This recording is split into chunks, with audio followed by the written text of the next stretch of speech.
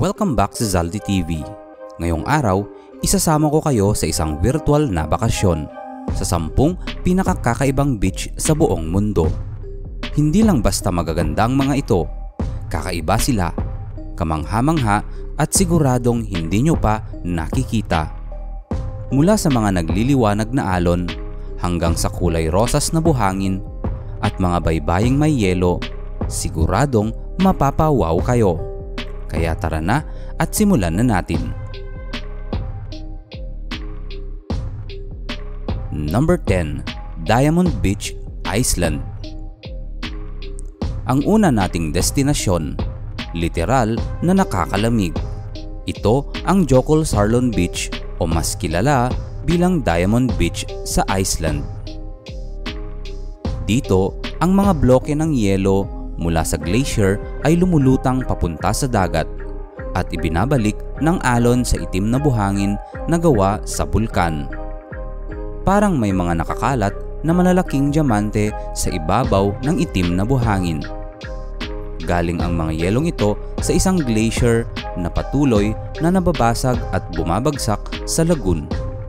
At kung swerte ka, makakakita ka pa ng mga seal na naglalaro sa malamig na alon at para ka nang napunta sa ibang planeta sa sobrang kakaiba.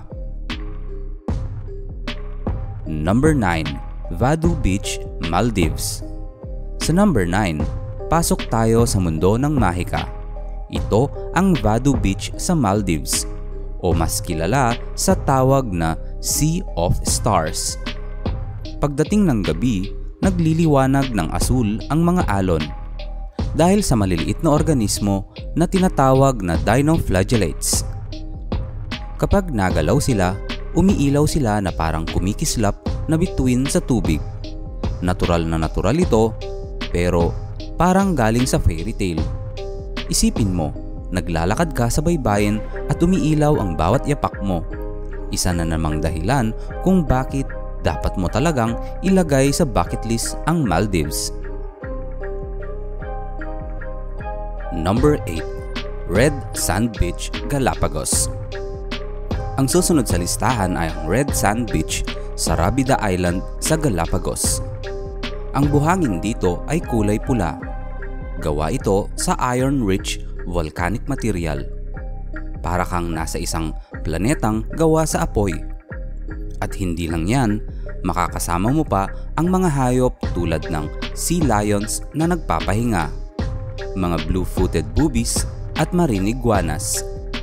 Isa itong paraiso para sa mga nature lovers at mahilig sa photography. Number 7. Glass Beach, California, USA. Mula sa likas na ganda, punta naman tayo sa isang himala na gawa ng tao. Ito ang Glass Beach sa Fort Bragg, California. Noong 1900s, tambakan ito ng basura. Pero sa paglipas ng panahon, giniling ng dagat ang mga basag na bote at seramika hanggang maging makinis na makukulay na piraso ng salamin. Ngayon, ipinagbabawal na ang pamumulot dito. Kaya pwede mong hangaan pero hindi dapat kunin. Patunay ito na kahit ang polusyon pwedeng maging sining kung bibigyan lang ng panahon. Number 6. Anse d'Argent, Seychelles. Ngayon, para naman sa isang tanawing parang panaginip. Ito ang Anse d'Argent sa Ladig Island, Seychelles. Makikita mo rito ang malalaking granite na bato na parang likha ng isang iskultor. Nakatayo sa ibabaw ng pinkish-white na buhangin. Ang tubig ay malinaw, kalmado at mababaw. Perfect para sa mga pamilya at gustong mag-snorkeling. Maraming nagsasabi na ito ang isa sa pinakamagandang beach sa buong mundo. At oo, mahirap talagang makipagdebate. Number 5. Star Sand Beach, Okinawa, Japan. Maliit pero punong-puno ng mahika. Bakit? Tignan mo ng malapitan, ang buhangin ay binubuo ng mga hugis bituin. Ito pala ang skeletal remains ng microscopic sea creatures na tinatawag na foraminifera na dati naninirahan sa coral reef. Kapag namatay sila, napupunta ang kanilang shell sa baybayin. Number 4. Benagil Sea Cave Beach, Portugal.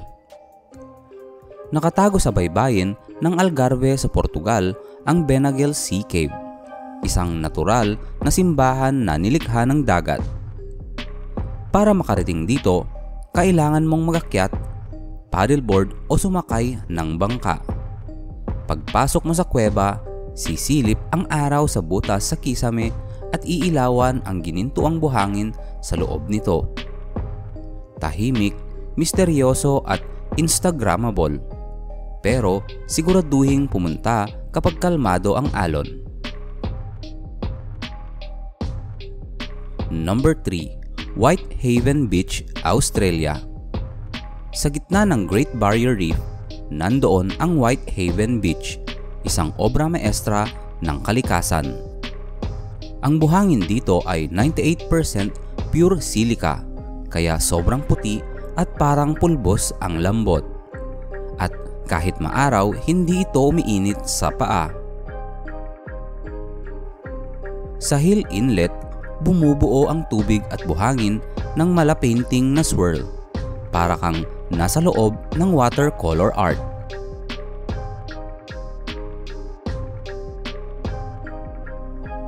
Number 2. Pink Sand Beach, Bahamas. Sa number 2, ang sikat na Pink Sand Beach sa Harbour Island, Bahamas. Ang kulay pink ay mula sa durog na coral at maliliit na red marine creatures na foraminifera. Bukod sa itsura nitong parang cotton candy, kalmado ang tubig at perfect para sa snorkeling. Salamat sa reef na sumasalo sa malalakas na alon. Number 1. Hot Water Beach, New Zealand. At sa number 1, ang Hot Water Beach sa New Zealand, kung saan pwede kang maghukay ng sarili mong hot tub. Matatagpuan ito sa Coromandel Peninsula. Sa ilalim ng buhangin, may mainit na bukal na geothermal. Tuwing low tide, naghuhukay ang mga tao at lumalabas ang mainit na tubig. May lugar na sobrang init, may malamig, kaya hanapin mo ang perfect mix. Magdala ka ng pala, maghukay lang, tapos mag-relax na parang nasa spa.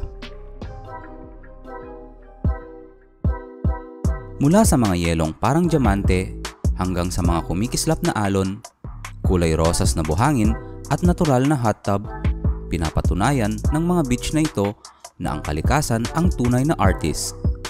Alin sa mga ito ang paborito mo? Comment mo lamang sa ibaba. Huwag kalimutang mag-like at mag-subscribe sa Zaldi TV at i-click ang notification bell para updated ka sa mga susunod naming adventures. Maraming salamat sa panonood at kita-kits sa susunod na biyahe.